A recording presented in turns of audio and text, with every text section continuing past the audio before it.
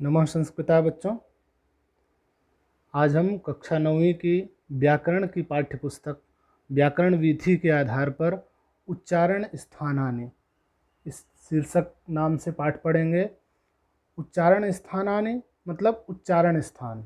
उच्चारण स्थान में आप देखेंगे प्रोनाउंसिएशन स्पेस, मतलब जहाँ से मुख के जिस हिस्से से, जिस भाग से हम वर्णों का, वर्ण में लेटर, अक्षर, उन वर्णों का उच्चारण करते हैं, प्रोनाउंसिएशन करते हैं, वही जो है वो उस वर्ण का उच्चारण स्थान कहलाता है। प्रोनाउंसिएशन स्पेस कहा जाता है, प्रोनाउंसिएशन प्लेस कहा जाता है। तो जैसे हम कोई भी अक्षर बोलते हैं तो हर अक्षर का पार्टिकुलर संस्कृत में एक स्थान निर्धारित है कि उस स्थान पे ज़्यादा जोर पड़ने से वो अक्षर का उच्चारण होता है। तो आइए देखते हैं इस तालिका को और व्याकरण के सूत्रों के माध्यम से हम इसको समझेंगे। हमें जो पाणिनि के सूत्र हैं, पाणिनि व्याकरण के सूत्र हैं, उससे इसको समझने में बहुत आसानी होगी। और अगर हम इन सूत्रों को याद कर लेते हैं तो हमें कभी भी कोई भी प्रॉब्लम नहीं होगी। देखिए, पहला है आकुह विसर्जनीयानाम कंठः। आप ध्यान देंगे, आकुह विसर्जनीयानाम कंठः। अब देखिए, इस सूत्र से विधान होता है कंठ का, मतलब थ्रॉट, गला। तो आप देखेंगे आ और आ दोनों का उच्चारण स्थान सेम है, कंठ। उसके बाद कू से हम लेते हैं क वर्ग के अक्षरों को, जिसमें क ख ग घ अंगा, एक लाइन में आने वाले अक्षरों को क वर्ग बोलते हैं और उसी को हम कू लिखते हैं। संस्कृत में कू लिख दिए तो कू से ये पांचों वर्ण क ख ग घ अंगा, इन पांचों का ज्ञान हो जाता है कि कू मतलब क ख ग घ अंगा। और हा, आप देख रहे हैं हा। उसके बाद विसर्जनीयानाम, विसर्जनीयानाम, विसर्ग मतलब विसर्ग।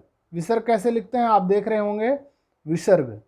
तो इन सारे वर्णों का उच्चारण स्थान क्या है? कंठ है, थ्रॉट। अकुह विसर्जनीयानाम कंठ। इसी तरह से देखेंगे, सेकंड है इचुयशानाम तालु। इचुयशानाम तालु, शुरुआती जो वर्ण हैं वो देखिए वही आपके सूत्र में आगे चल के अक्षर बनते हैं। जैसे इसमें है ई। अब तालु, तालु में पैलेट, तो उच्चारण स्थान ई। तालु के उच्चारण स्थान में आने वाले अक्षर ई और ई दोनों का उच्चारण स्थान सेम है, ई। उसके बाद देखिए चू से च छ ज झ और यहाँ, इन पांच वर्णों को विधान होता है चू, च छ ज झ यहाँ। इसी तरह से देखिए आगे या सा नाम, ये सा, ये वाला सा, इसको हम तालव्य सा भी बोलते हैं, श। तो इचु यशा नाम तालु, इनका उच्चारण स्थान क्या है? तालु। इन वर्णों का उच्चारण स्थान ई, च छ ज झ या और सा, इन वर्णों का उच्चारण स्थान तालु। फिर आगे देखिए ऋटुरषाणाम मूर्धा। ऋटुरषाणाम मूर्धा, तो आप देखेंगे मूर्धा मीन्स क्राउन, मुख के ऊपरी हिस्सा जो होता है, जहाँ जीभ लगा के शा बोलते समय, शा का उच्चारण करते समय जहाँ पे जाके जीभ टकराती है उसको हम मूर्धा बोलते हैं, क्राउन। तो आप देखिए सूत्र के हिसाब से री टू से ट ठ ड ढ अण, टा वर्ग पूरा, ट वर्ग मतलब टा की लाइन में आने वाले अक्षर, तो ट ठ ड ढ अण। र से र और श, तो इनका उच्चारण स्थान क्या है? मूर्धा, क्राउन। नेक्स्ट देखते हैं लितुलसानाम दंताः।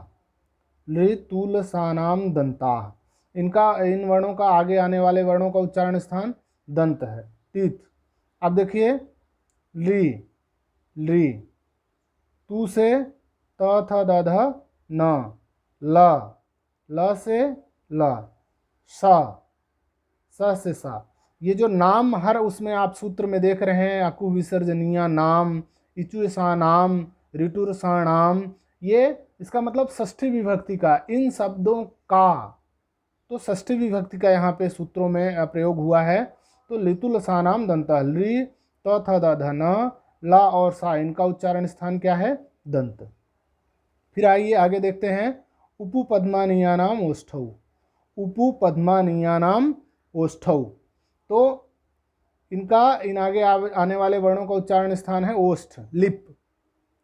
उ, उ, प, फ, ब, भ, म, उपु पद्मानीयानाम ओष्ठौ, इन वर्णों का उच्चारण स्थान क्या है?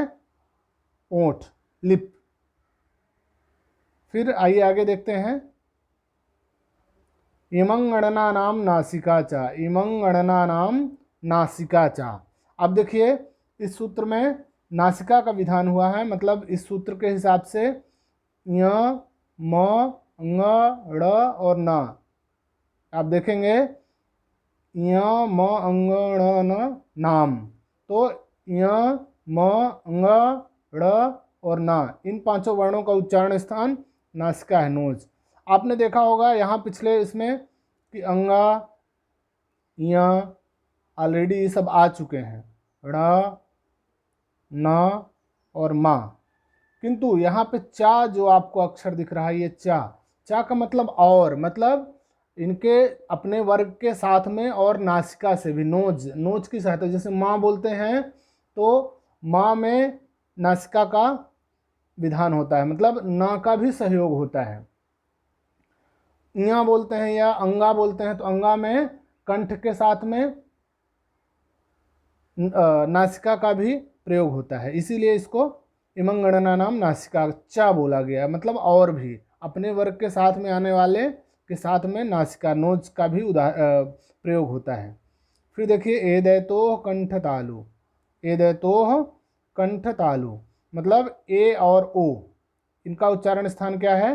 कंठ और तालु, थ्रोट और पैलेट। फिर ओदौतोह कंठोष्टम, ओदौतोह, ओ तोह कंठोष्टम, ओदौतोह मतलब ओ और औ का उच्चारण स्थान क्या है? कंठ और ओष्ठ, कंठ में थ्रोट, ओठ, लिप, ये जो हमारे होंठ हैं इससे ओ औ का उच्चारण स्थान होता है, उच्चारण होता है। फिर देखिए वकारस्य दंतोष्ठम, वकारस्य दंतोष्ठम, तो वा का उच्चारण स्थान क्या है? दांत और ओष्ठ, टीथ और लिप। फिर देखिए नासिका अनुस्वारस्य, नासिका अनुस्वारस्य, मतलब नोज, नासिका से, नोज से किसका उच्चारण स्थान होता है? अनुस्वार, जिसको हम ऊपर बिंदी के रूप में ये देख रहे हैं, आप देखिए ध्यान से, यहाँ पे एक बिंदी है, ये बिंदु है, उस बिंदु को हम नासिका से उच्चारण करते हैं।